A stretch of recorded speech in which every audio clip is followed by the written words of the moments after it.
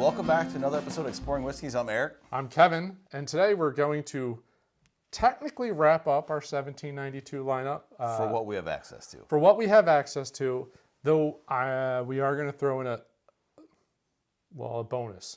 Yeah, that's what I'm going to call it. We're going to throw in a bonus episode of the Chestnut Farms, which is also distilled at the 1792 distillery. But this is the aged 12 year. This really just came out in middle of 2019, July 2019. And they are doing releases in the middle of each year. Yep. So this was just released. I have no idea. That's an interesting one.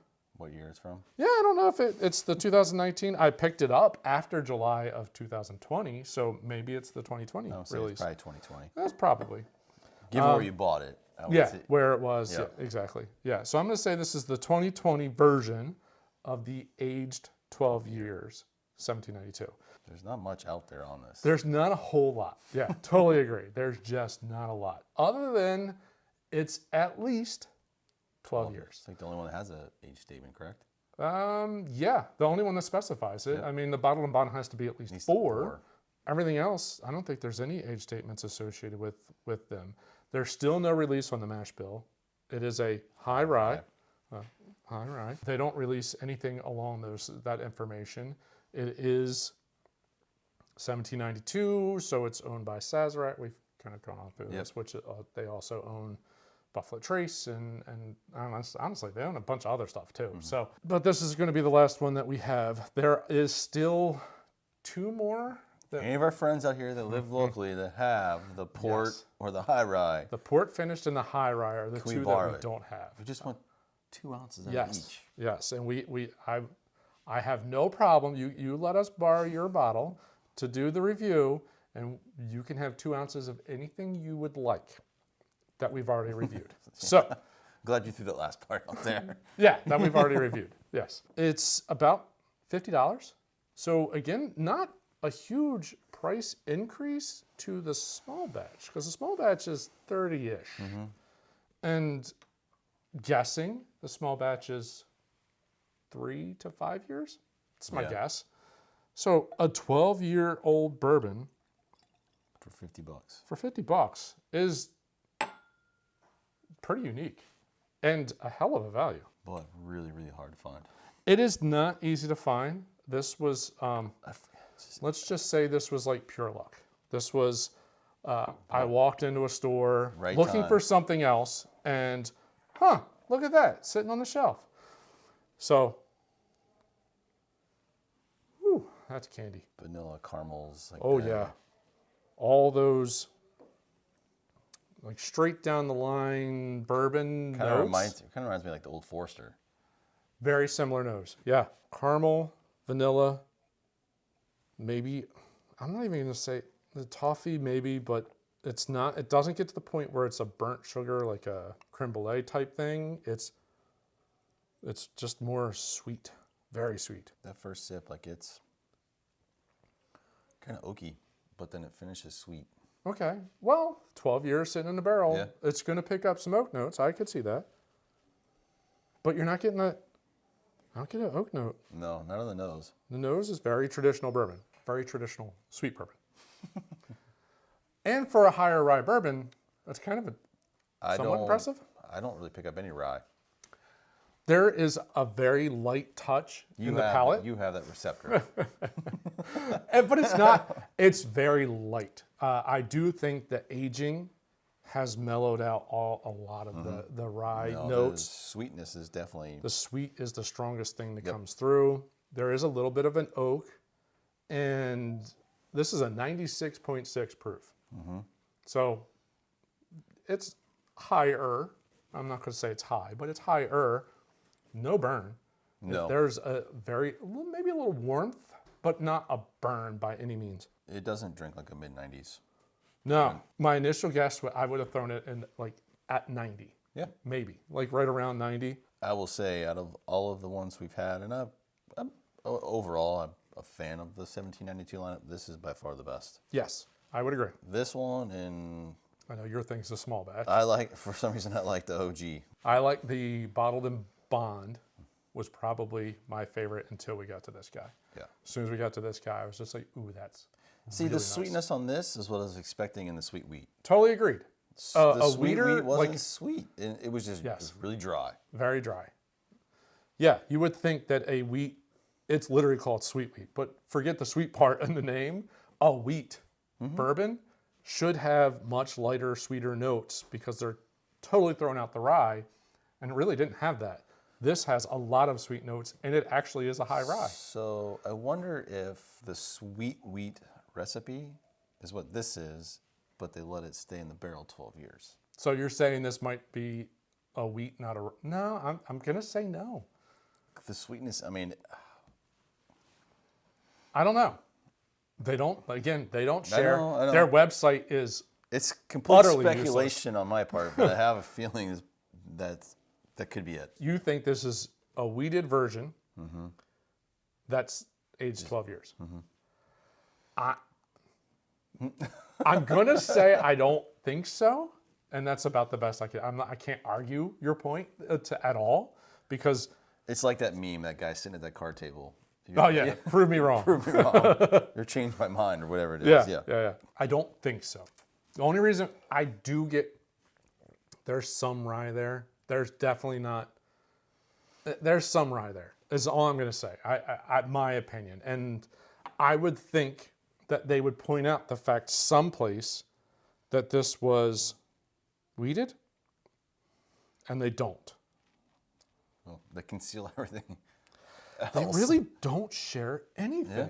And their website, again, it's just useless. I mean, it has all their whiskeys, but there's very little history on the distillery. There's very little other than, oh yeah, they were founded and and here's where they're located. And it's just like it. And then when you get to like clicking on an individual bottle, here's the notes you should get. This is why we did it. Here's all the awards it won. That's it. There's no story behind it. There's no... Not like Old Forester. Yeah, Old Forester, each one of their bottles has a long story of why they did it, what they're doing, how they're doing it. Nah, they don't want to play that game. They just, here's our bottle. Would Enjoy. you think they would? Anyone that has kind of that A lineup. history and a lineup. Yeah. You would think that'd just be good marketing. Like, hey, you want to try this because here's the nod back to the history of blah, blah, blah. They don't do that. No. Still pretty good whiskey. This is by far the best that they've And had. this is, But I haven't tried the high rye.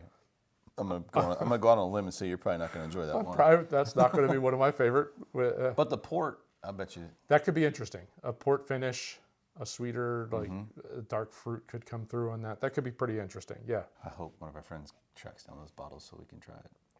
Or Me too. we stumble upon it. Yeah, you never know. Like I said, I walked into the store and they put some of their special bottles like on a little, honestly, it looks like a little bar like this.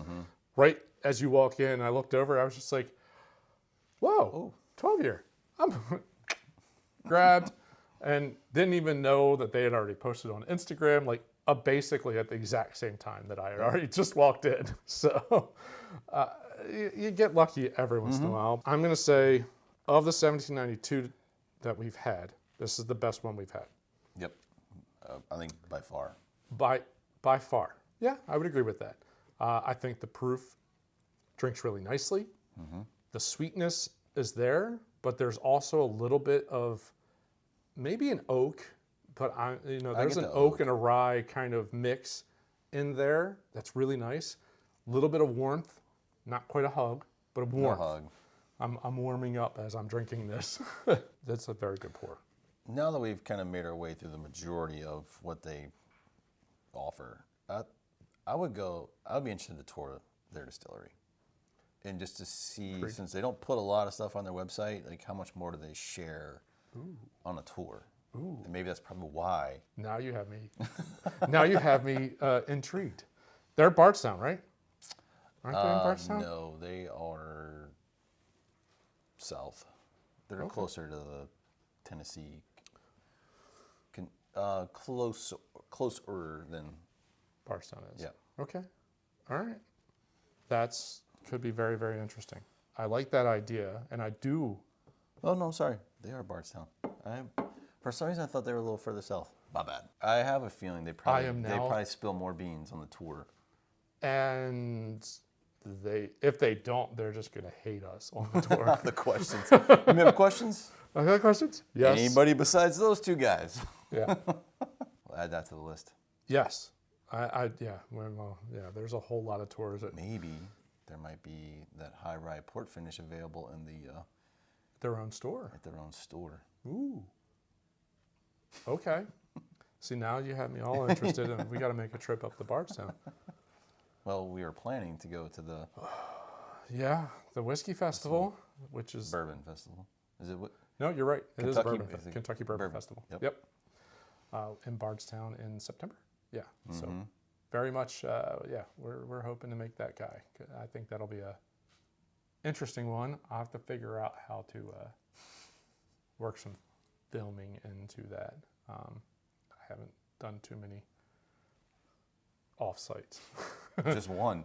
Just one off-site, Rabbit hole. Did one off-site. So we'll have to figure that out. But I definitely think that would be, that's going to be something super interesting to do. Yep. All right. Well, I guess for now, this is the last stop on the 1792. Yep. If they come out with Live. something new, or if somehow we get access to one of those two bottles, we'll review those as well. We'll drop those. But and we do have the I'm going to say it's Chestnut Farms, Chestnut something or other. It's right there. Can't say the actual name of it, which is a bottled in bond. So it'll be kind of interesting to see how that compares up with the bottled in bond that 1792 has. We'll see. We'll see. We appreciate you joining this episode. We hope you liked it. If you did, we'd encourage you to swipe that like button at the bottom of the screen. While you're down there, subscribe to the channel, hit the bell icon so that you can get notified every time we put out a new episode. And let us know, what's your favorite 1792? Be very interested to see if you kind of have the same opinion of this is definitely number one, and then small badge or bottled in bond. Which way you going on number two? Let us know. So we appreciate you joining. We look forward to seeing all of you on the next episode. Thanks for watching. Cheers.